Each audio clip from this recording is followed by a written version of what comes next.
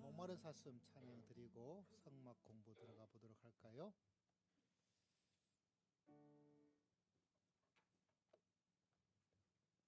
반주 주세요.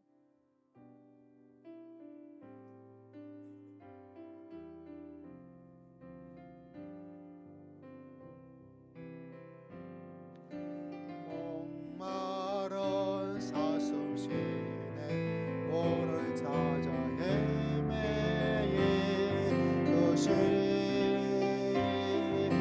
내 영혼 주를 찾기에 갈급하나이다.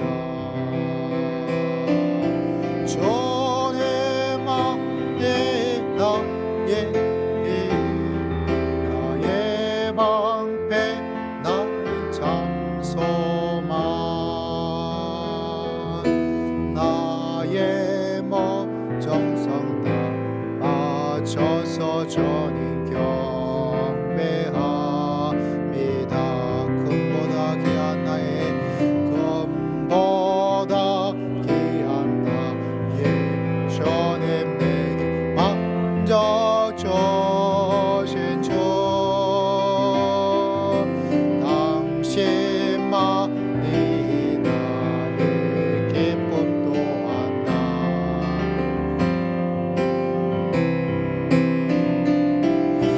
주님만이 나의 방패 나의 장소만 나의 몸 정성 담아서서 주님 경배하. 자, 식사 잘 하셨죠? 자, 앞에 이제 그림을 먼저 몇 개를 보여드리겠습니다.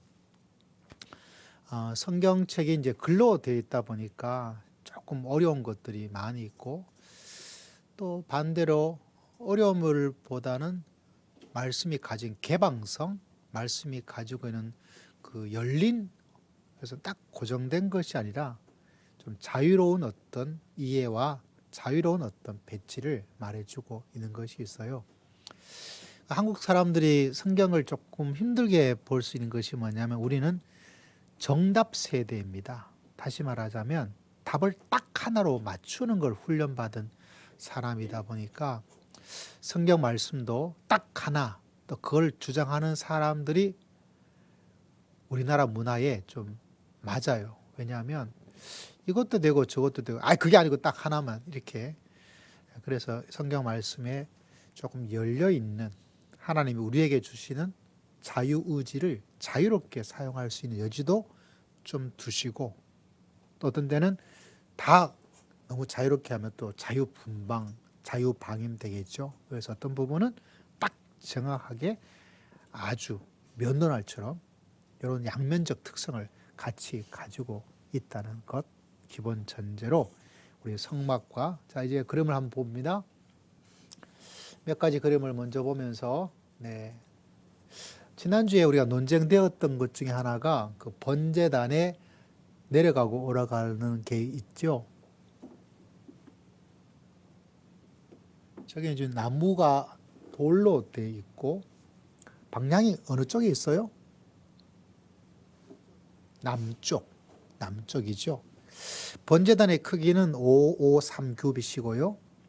자, 지난주에 우리 김은영 사모님께서 이런 거를 이야기하셨어요. 다른 게 아니라 저기 그냥 경사로가 아니라 계단으로 본인은 이해했을 때가 있는데 이런 이야기를 하면서 자, 경사로이냐 계단일까?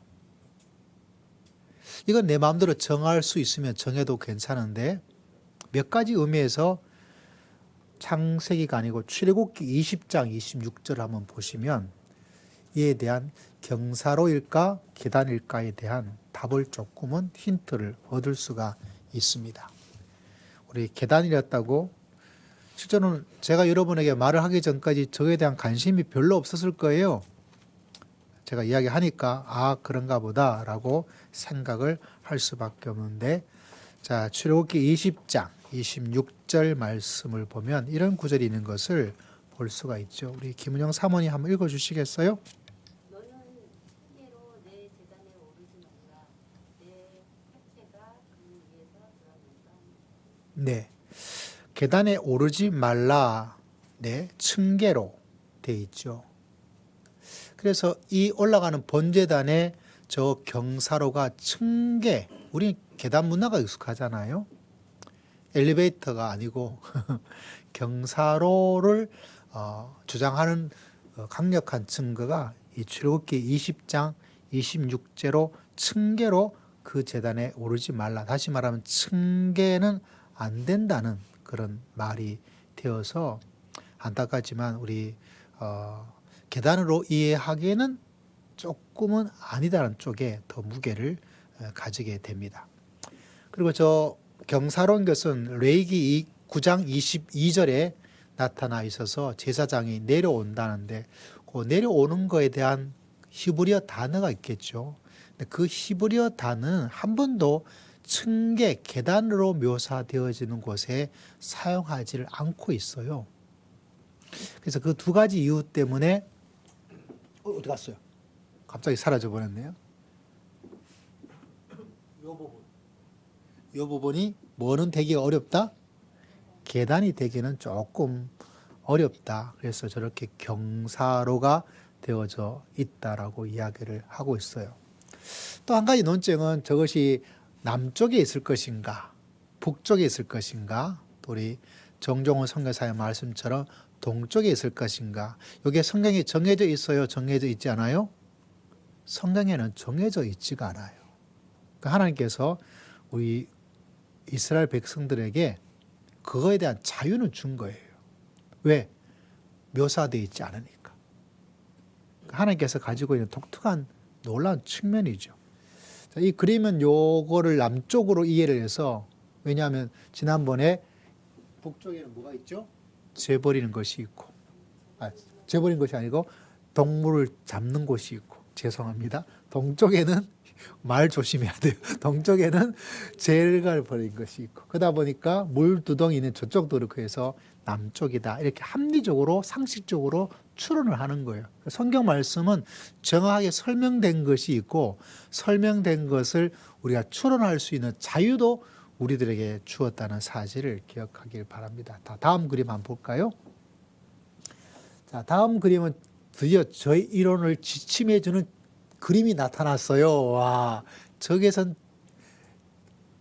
오르막 내리막 할 수 있는 경사로가 어느 쪽에 있죠? 잘 안 보이시나요? 여기가 동쪽이죠? 그러니까 방향적으로 뭐죠? 북쪽. 그죠? 북쪽이에요. 입구가 항상 동쪽이기 때문에 저쪽이 서쪽이고 이쪽이 북쪽이고 아까는 남쪽에 있었다면 저 그림은 북쪽으로. 저는 왜 저렇게 잘 안 보일 거예요. 북쪽이라고 하냐면 저 북쪽에 뭐가 있었어요? 동물 제압 수 있는 장수가 있으니까 너무 자본주의적인지 모르겠어요. 그냥 곧바로 오는 게 좀 낫지 않겠냐라는 생각을 가지게 되는 거죠. 그렇지만 남쪽에 두시는 분들은 역시 센스적인 우리 딸 직장생활하면 저렇게 센스가 좋아지는 것 같아요. 동물 제사를 지내고 물등 서쪽에 있고 재가 동쪽에 있다 보니까 남쪽에 출원을 하게 되는 거예요. 그런데 우리 정종원 선교사님 한 것처럼 동쪽도 합리적으로 충분히 가능해요. 근데 아직 제가 검토한 사진으로는 이거 어떡하죠? 선교사님 다음 주까지 찾아오셔야 돼요.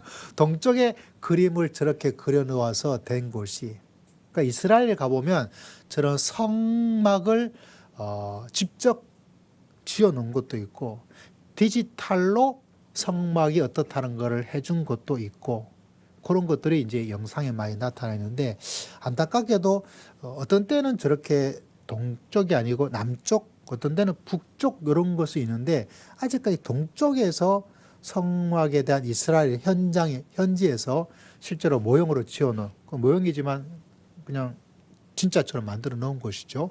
또 시대가 이제 디지털 시대다 보니까 들어가면 디지털로 다 이렇게 볼 수 있도록 만들어준 건데, 아직 그 동쪽은 발견하지를 못했어요. 예. 우리 선교사님 동쪽 좀 찾아봐 주세요. 그러니까 어느 쪽이든 상관없어요. 왜냐하면 하나님께서는 그것을 이야기해 놓고 있지를 않기 때문에. 그래서 지금의 지난주에 조금 논의가 되었던 경사로가 아니라 계단은 이 성경 구절 때문에 조금 어렵겠다. 그리고 동쪽도 가능하고 남쪽도 가능하고 북쪽도 가능하고 뭐 된다면 뭐 서쪽도 가능할 수 있겠죠. 그렇지만 아직까지 그림으로 성막을 좀 전공하고 이해를 했던 사람들 의견으로는 아마 이쪽에 북쪽이나 남쪽이 좀 더 가능성이 있지 않을까, 이렇게 이야기를 하고 있는 것을 바라보게 됩니다. 자, 그 다음 그림 한번 볼까요? 자, 그 다음 그림은 번제단에 이거를 이제 자세히 설명을 해 놓은 거죠. 자칫 우리가 설명한다면 번제단에 대한 설명만 있다 보니까 번제단만 딱 이 바닥에 탁 되어진 것으로 이해를 할 수밖에 없어요.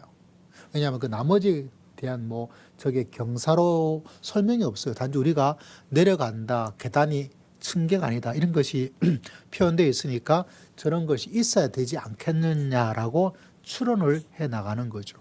그리고 추론하더라도 저 번제단이 크기가 이만큼 딱 되어버리면 저 올라가서 제사를 드릴 쓰고 사람이 움직이고 고기를 어떻게 하고 불을 피우고 할 그 공간이 전혀 없어요. 이해가 되시나요? 왜냐 번제단만 딱 있다 보면 그 옆에 공간이 없다 보니까 사람이 올라가서 해야 될 어떤 번제에 진행되어지는 것들을 진행하기가 어려워요. 그러다 보니까 그 옆에 뭐가 있어야 되겠어요? 사람이 번제단에 제사를 드릴 수 있는, 움직일 수 있는, 제물을 어떻게 하고 불을 피우고 할 수 있는, 죄를 치우고 하는 그런 공간이 필요하기 때문에 저렇게 됐지 않았겠느냐라고 이야기를 하게 되는 거죠. 이해가 되어지죠. 자, 그 다음 그림을 한번 볼까요? 자, 그 다음 그림은 이제 읽어야 될 말씀이 오늘 레위기 말씀이에요. 레위기 1장을 한번 펴볼까요? 레위기 1장 1절에서부터 10절까지 말씀을 바라보도록 합니다.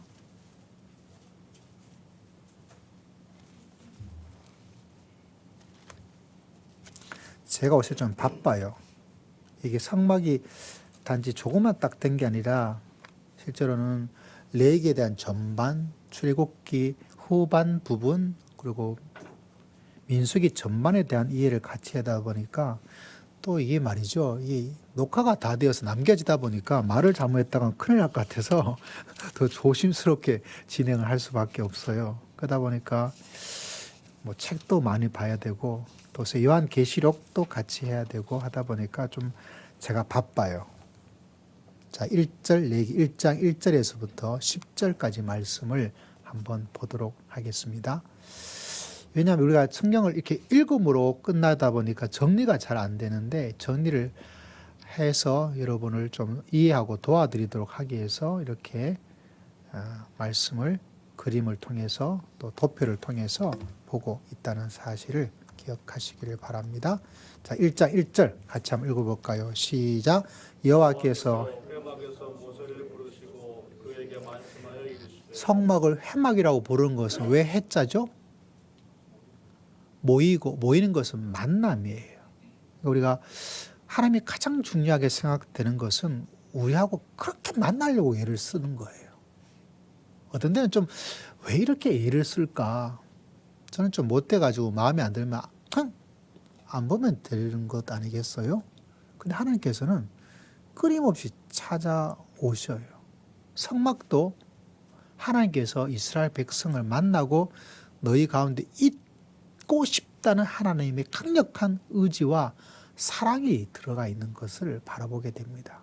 그러니까 성막을 여러분 뭐 저기 남쪽이냐 북쪽이냐 뭐 길이가 얼마냐 이거 다 잊어버려도 괜찮아요.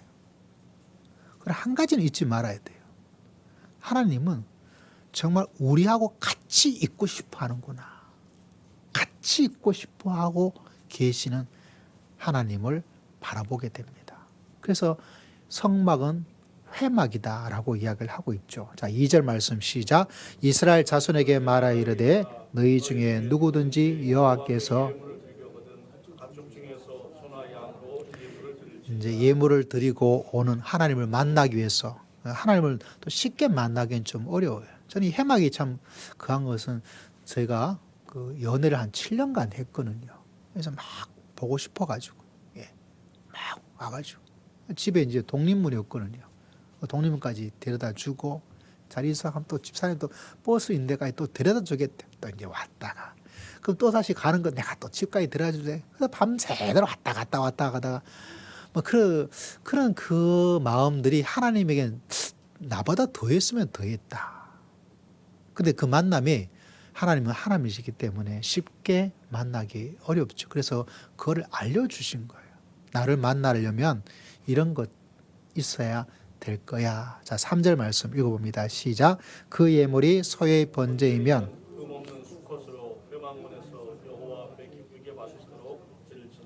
예, 자 3절 앞에 보십시오. 앞에 화면 보는 게 3절을 가지고 예물을 드리고 하나님을 만나는 사람들이 해야 될 일들 아까 그 정리된 거 있죠? 그걸 보시면 이렇게 기록되어 있는 거를 자 제물을 제단 앞으로 가지고 오는 건 누가 해야 돼요? 저기 보니까 봉헌자. 제가 하나님께 만나고 싶어요 하시면 하나님을 만나러 오는 거예요. 제사를 드리고 오는 게 아니라 하나님을 만나러 온다는 것이 더 중요한 방향과 목표인 것을 기억하셔야 돼요.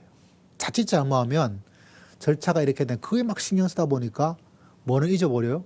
이거 왜 하는데? 라고 잊어버리는 거예요. 하나님을 만나러 오려고 하는 사람은 저게 정리된 거, 이거 계속 드십시오. 제단 앞으로 봉헌자가 제사장이 아니라 봉헌자가 3절, 자 4절 읽어봅니다. 시작. 그는 번제물의 머리에 안수할지니 그를 위하여 기쁘게 그를 위하여 속죄가 될 것이다. 두 번째 짐승을 가지고 오고 그 번제물의 제단 앞에서 뭘 해야 돼요? 제물의 머리에 사절이는 것처럼 안수를 해야 돼요. 이걸 왜 할까요? 제물의 머리에 소를 가리고 왔어요. 소의 머리에 왜 누가 해야 돼요? 제사장 하는 거고 목사님이 하는 거 아니에요. 안수기도는 목사님이 주로 하는 거 보다 보니까 누가 해야 돼요? 여러분이 제물을 가지고 오는 자가 제물을 소 머리 위에 안수를 해야 돼요. 이거 왜 할까요?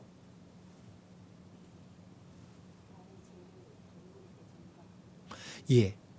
사모님 말씀한 것처럼 전통적인 해석은 이거였어요. 나의 죄를 소에게 전가하는, 그래서 사절이는 것처럼 속죄란 말이 나와요. 속죄란 말이냐? 대속, 나를 대신해서 죄를 담당하는. 그래서 전통적으로는 머리에 안수하는 것이 내 죄를 이 소에게 전가하는 거라는 것이 가장 강력한, 특히 보수주의 저희처럼 장로교 쪽에는, 근데 이게 조금의 또 다른 이론 하나가 등장을 했어요. 뭐냐면 나의 죄가 전가가 되는 것이 아니라 내 자신이 그 소가 되는 것. 나의 죄의 전가가 아니라 내 자신이 소가 되어지는 거라는 이 이론이 새롭게 몇십 년 전에 등장을 했어요. 근데 이게 레이기에 지금 불꽃 튀는 학자의 논쟁점 중에 하나예요. 다시 말하자면 안수하는 것은 내 죄를 전가, 소에게 넘겨주는 것 1번. 두 번째는 내 자신이 죽을 수는 없잖아요. 내가 죽는 거기 때문에 내가 소가 되는 것. 죄의 전가가 아니라 내 자신의 전가. 좀 어렵게 이해가 될까요? 죄의 전가가 아니라 내 자신이 소의 위치에 되는 것. 이렇게 두 이론이 있어요. 근데 이게 분명하지가 않아요. 그래서 저는 분명하지 않을 때는 항상 뭐 하냐면 꼭 먹고 알 먹고 두 개 다로 보아서 두 배의 이해를 가지고 두 배의 은혜를 받고 두 배의 믿음의 길을 걸어가는 것이 항상 저의 입장이에요. 왜냐하면 딱 하나로 말하기는 어려운 여러분에게 다 설명할 수 없는 신학자들만이 가지는 논쟁이 있고 저는 신학자가 아니고 목회자입니다.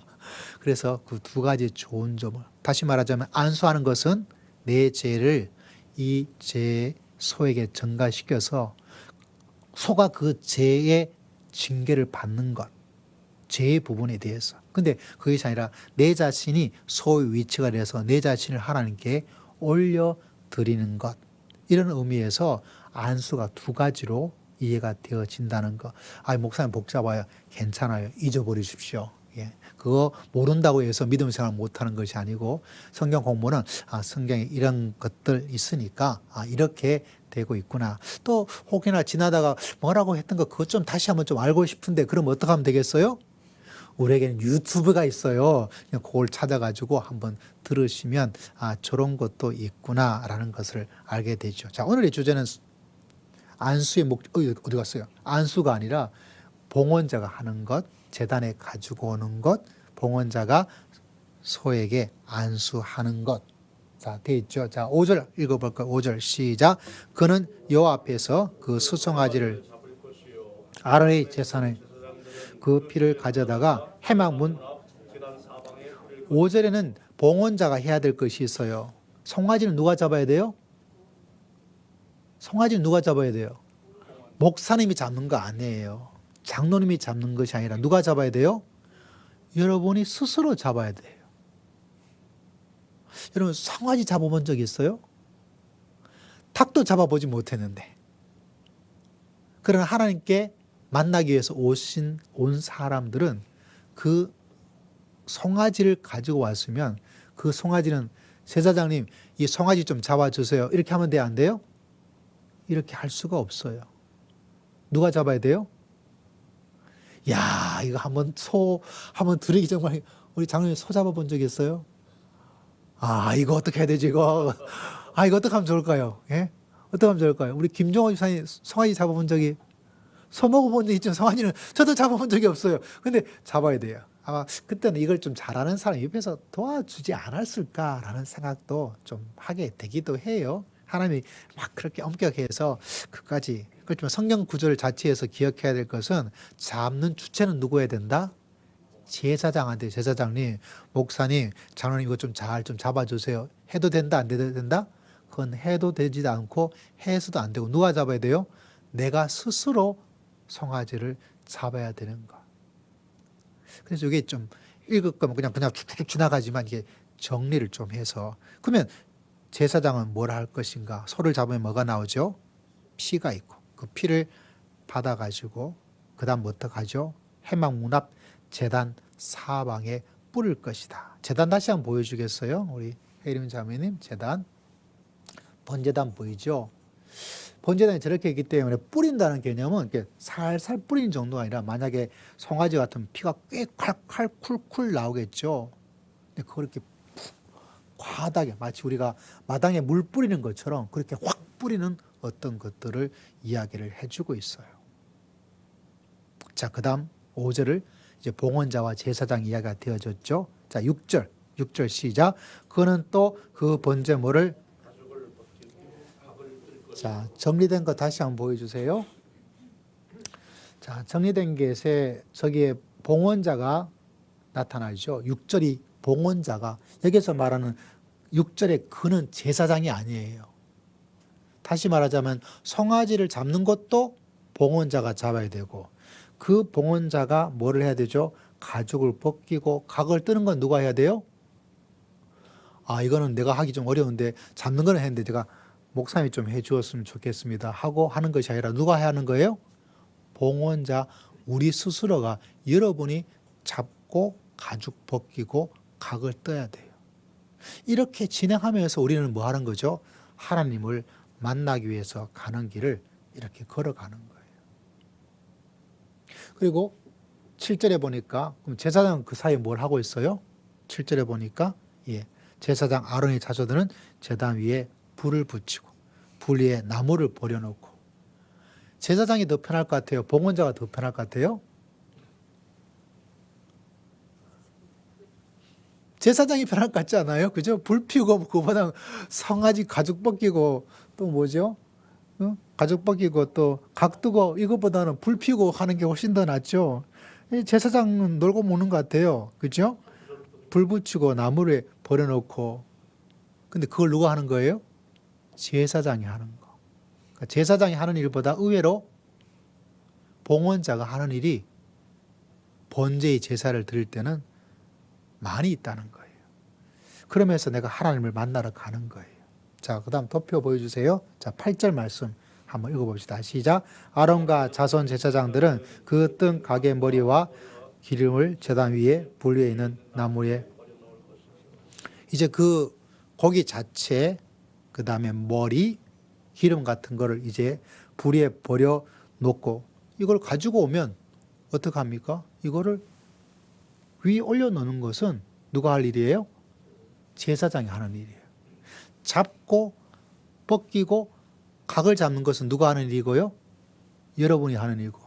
저를 제사장으로 말하면 불하고 나무하고 가져오면 그거를 옮기고. 야, 이거 할만해요. 그죠? 이게 더 쉬운 거예요. 그러니까 대부분 이거를 이렇게 분류를 해놓지 않으면 일반적으로 소를 가지고 오는 거는 뭐 봉헌자가, 나머지는 누가? 목사님이 다 제사한다. 이렇게 이해를 하게 되는데 성경은 우리가 여기에 뭐 근은 이렇게 됐다 보니까 분류가 안 되어서 우리가 구별하기가 참 어려운데 요게 맞아요. 봉헌자가 하는 일이 가지고 오고 죽이고 가죽 벗기고 각을 뜨고 이걸 누가 해야 되죠? 봉헌자가. 제사장은 뭐예요? 피를 받아가지고 제단에 뿌리고 제단 위에서 해야 될 일 자체는 누구한테? 제사장이 다 하고 제단 오기 전까지 이루어지는 모든 일들은 누가? 봉헌자가 스스로 다 해야 되는 것이 번제의 제사 가운데 하나입니다. 또 없어져 버렸네요. 자, 8절 말씀 함께 8절 읽었죠? 자, 9절 또 읽어봅시다. 9절 시작. 그 내장과 정강이를 물로 씻을 것이요 제사장은 그 전부를 제단 위에서 불살라 번제를 드릴지니 이는 화제라 여호와께 향기로운 내용이니라. 9절에 있는 내장과 정강이를 물로 씻는 건 누가 할 것 같아요? 그렇죠. 지금 두 가지 대답이 같이 나오는 게 너무 잘한 거예요. 왜냐하면 얼핏 8절의 말씀을 이해해서 지나가면 내장과 정강이를 물로 씻는 것은 제사장이 하는 것으로 한글 성경이 설명을 해놓고 있어요. 그죠? 왜냐하면 8절의 주어가 이스라엘 자손 제사장들이기 때문에. 그런데 원래 가지고 있는 이 히브리어 성경에는 그게 아니고 내장과 정강이를 물로 씻는 것은 앞에 도표에 있는 것처럼 누가 하는 것이다? 다시 말하자면 쉽게 하면 번제단에서 이루어져야 될 일은 전부 다 누가 한다? 제사장이 하고 번제단에 오기 전까지 이루어질 모든 일은 누가 한다? 봉헌자가 하는 거예요. 소를 가지고 오는 것도 봉헌자고 죽이는 것도 봉헌자고 가죽 벗기는 것도 봉헌자고 그리고 각을 뜨는 것도 봉헌자고 거기 안에 내장 이런 걸 물로 씻는 것도 봉헌자고 그 준비를 해가면서 뭐 하는 거죠? 하나님을 만나는 준비를 해나가는 하나님을 만나는 거 그렇게 좋은 일이지만 죄인된 인간이 하나님을 만난다는 것이 그렇게 쉬운 게 아니에요. 이게 힘들어요? 힘들지 않아요? 힘들 것 같아요. 그러니까 한번 하나님을 만나려고 하면 이렇게 힘들어서 나 같으면 못할 것 같아. 여러분 같으면 할 것 같죠? 저는 믿고 싶습니다. 여러분만은 할 수 있을 거라고. 그래서 예수님이 십자가에 돌아가심으로 말미암아 이 모든 절차가 완전히 뭐죠? 생략이 되어버린 위대한 이야기를 히브리서가 말해주고 있는 거예요. 한 번 하나님을 만나러 오는 것이 수송아지 정도로 제물을 드리고 오는 게 죽여야 되죠. 또 소 살려면 소가 뭐 똥값도 아니잖아요. 돈 들여야 되죠. 죽여야 되죠. 주는 게 얼마나 힘들어요. 아마 저희 아내랑 평생 소로 제사를 드리는 게 불가능할 거예요. 왜? 닭 모가지 뜨는 것도 못 하는데 어떻게 소를 어떻게 해요? 그죠? 거기다 뭐 해야 됩니까? 가죽을 벗겨야 돼요.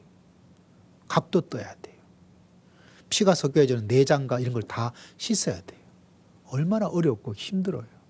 그런데 예수 그리스도 그분의 십자가의 죽으심으로 말미암아 우리는 단숨에 어디로 갈 수 있어요?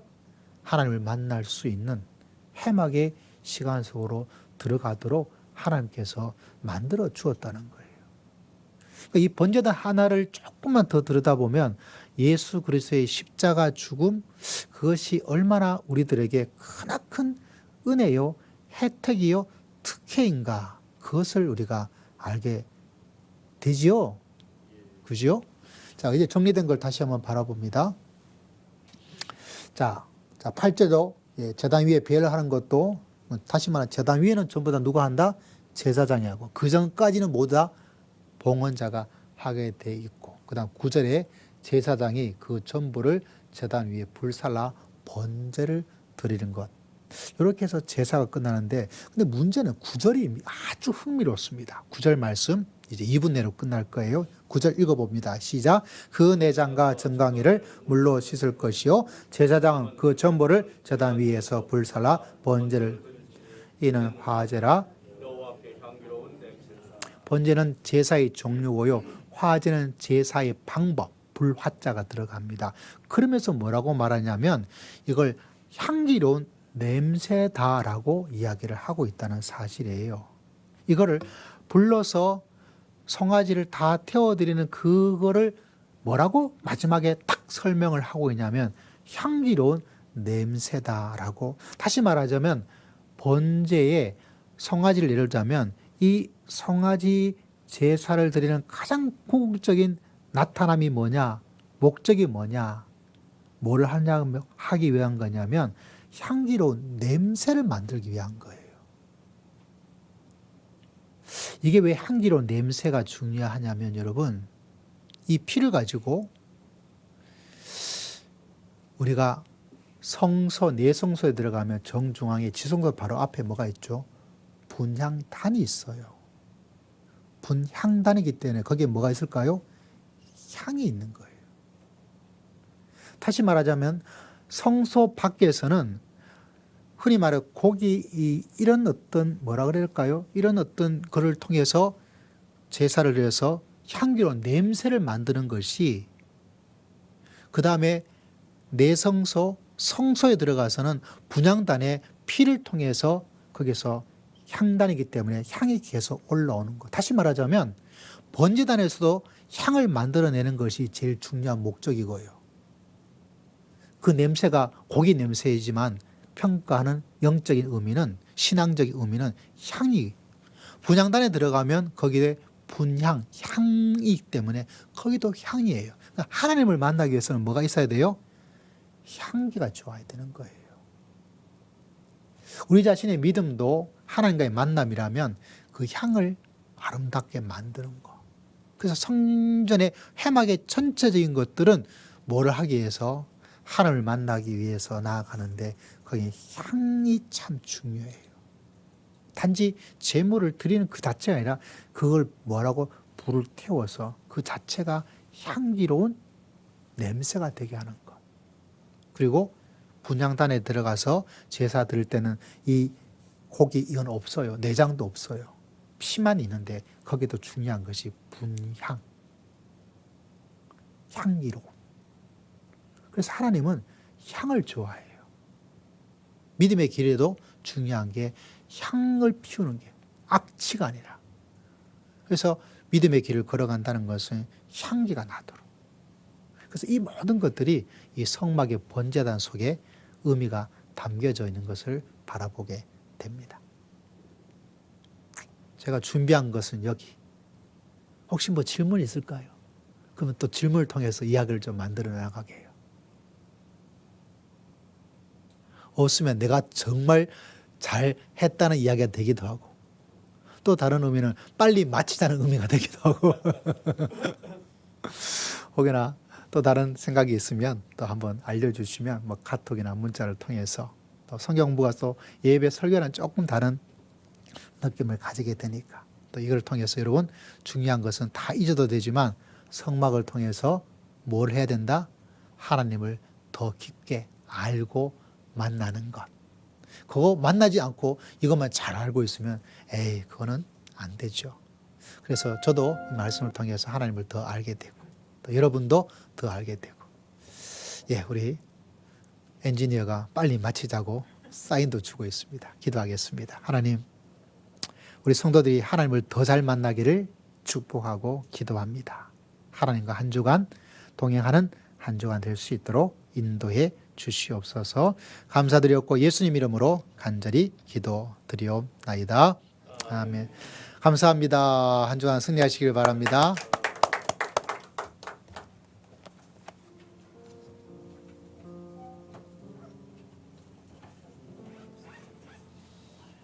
물로 씻으려면 당연히 수돗물이 없었을 텐데. 그것도 난감하네요, 진짜. 그 물을 다 물에 대한 이야기는 사막에서는 정말 귀했을 텐데 보통 그게 아니겠는데